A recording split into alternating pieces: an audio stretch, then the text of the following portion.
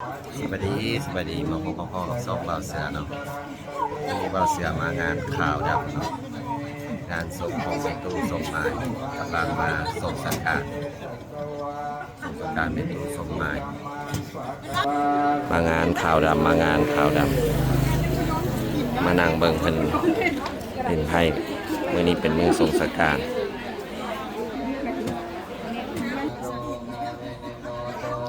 ฮอนพี่น้องวันนี้เบาเสือลาพักเวียกวันจันทร์ก็เลยบ่ได้ไปเวียกถ้าส่งสังการเมตู้อยู่แถวบ้านนี่แหละลินโบเป็นแต่มานั่งเบิ่งพี่น้องจะหน่อยเพิ่นกาปงโซปลงไปละเห็นงานจังซี่แล้วก็ใจงบงอใจงบพอเห็นงานจังซี่แล้วก็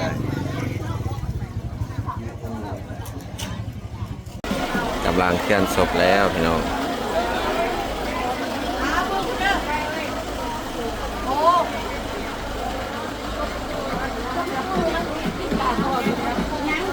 ดีเด้อแม่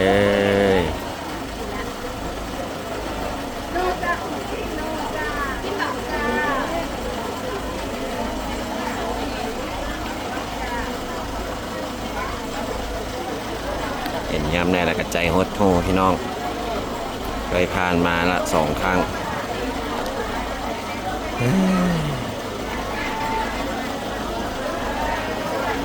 ไม่ตู้หายเจ็บหายป่วยละ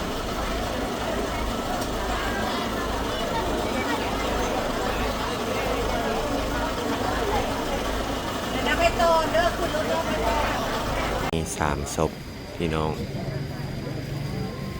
วันนี้มาถึง3 ศพ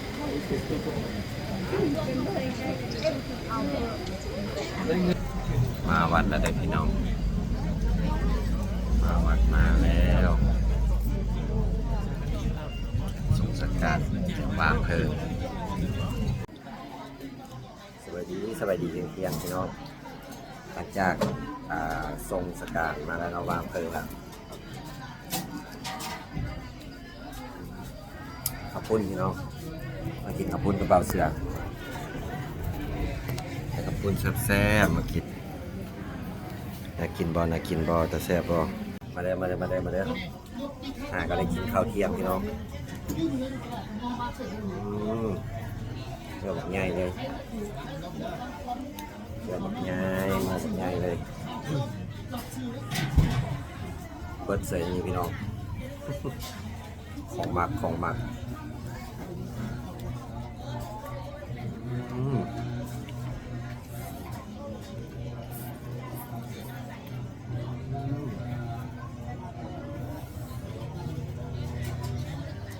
การบกเพ็ด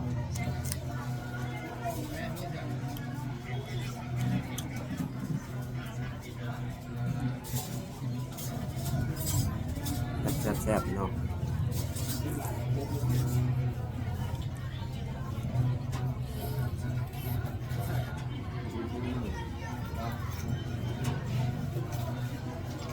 กินกับปุ้นยุ่งยามดีนะพี่น้อง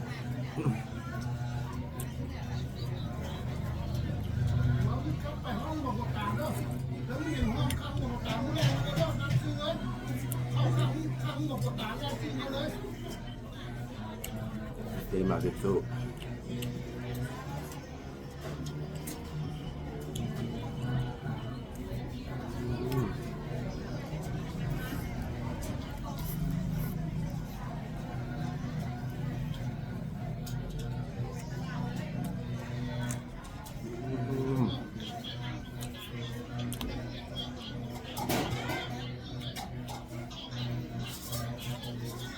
เสียบผัก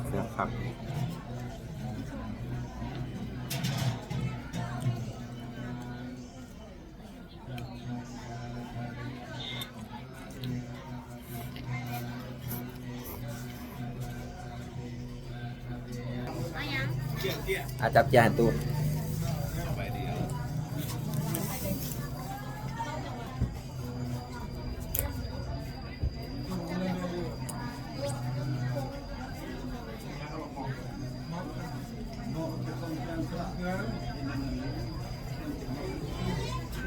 มัน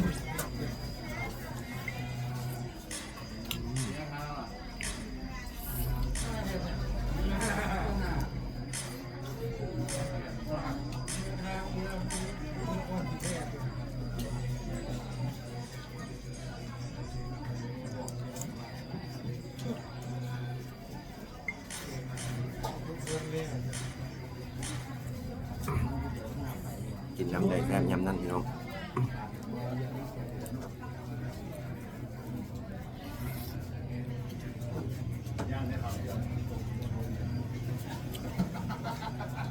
เอาเลยมา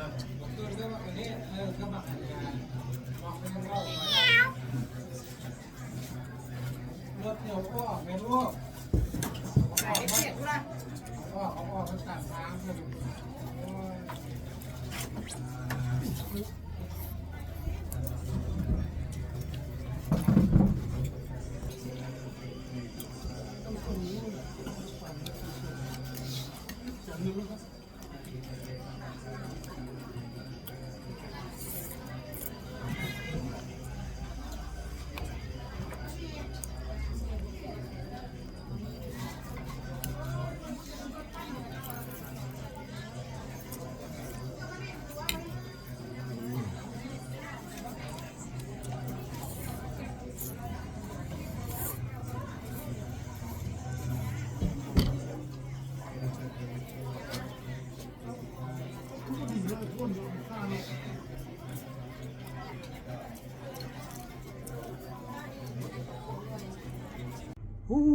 ฮ้อนหลายพี่น้องมานี่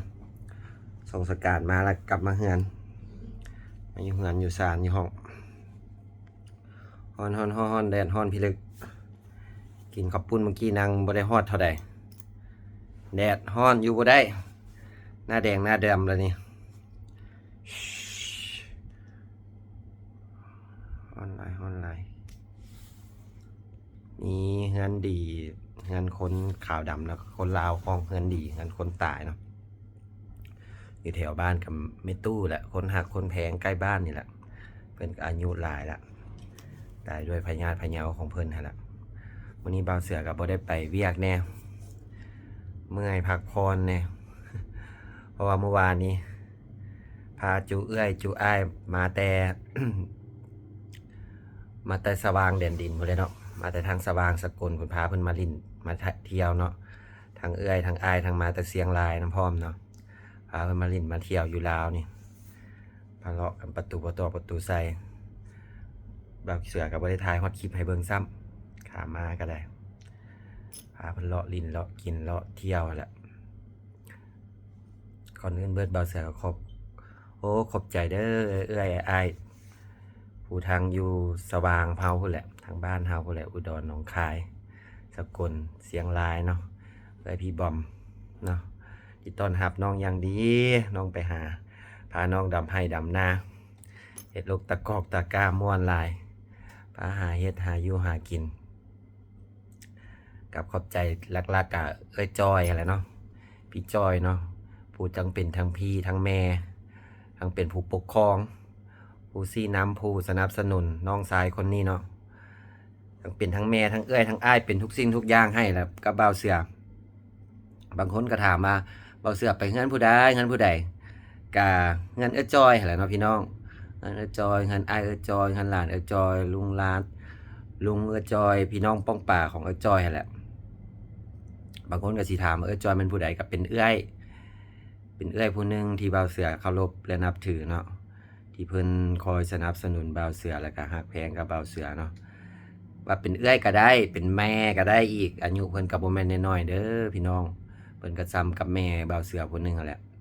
พ่อแม่บ่าวเสือก็ฮักเอื้อยเราก็ซ้ำกับครอบครัวคนนึงเนาะแล้วก็สามีเพิ่นก็ดีนำเนาะสามีก็จอยก็ได้ไอ้เคยเฮาแหละเนาะดีน้ำพอแต่เบาเสือไปหาเสนอพาน้องไปลินไปเที่ยวเด้อน้องอยากกินอย่างน้องอยากเฮ็ดอย่างพาน้องพาเฮ็ดพาหาพาลินพากินก็ขอบใจทั้งลุงน้ำท่อมเนาะลุงตำรวจเนาะลุงหนูลุงตำรวจทั้งอาจารย์แม่ทางบอมไอ้เคยน้ำพร้อมทุกคนนั่นแหละที่ ที่ต้อนรับเบาเสือเป็นอย่างดีไปหายามใดกะเบาเสือก็โคตรมีความสุขแฮปปี้อยู่ดีมีแฮงไปอยู่กับเพิ่นน่ะกินข้าวนอนหลับฝันดีเนาะม่วนกับอีกอย่างหนึ่งเด้อกะเบาเสือก็ขอบใจ FC ทุกคนหั่นแหละเนาะที่เข้ามาเม้นมาเป็นกำลังใจเมื่อวานนี่กะเม่นได้เบาเสือบ่ได้ตอบกะอย่าฟ้าวเครียดอย่าฟ้าวว่ากันเด้อเสือก็ยังบ่ทันมีเวลาที่จะตอบเนาะคันเบาเสือมีเวลาเบาเสือก็สิมาตอบมาหยังบอกเนาะกับเอื้อยนำเอื้อยยุพินนำเด้อที่มาหาน้องอุตส่าห์บินตรงขี่รถตรงมาหาน้องมายามน้องมาเจอกันกับน้องพี่มีความสุขหลายๆเอื้อยคลิปนี้เบาเสือก็บ่ได้ว่าอย่างไรก็สิพักพรก่อนหน่อยนึงเนาะจุมพ่อกันอีกคลิปหน้าไปก่อนละสวัสดี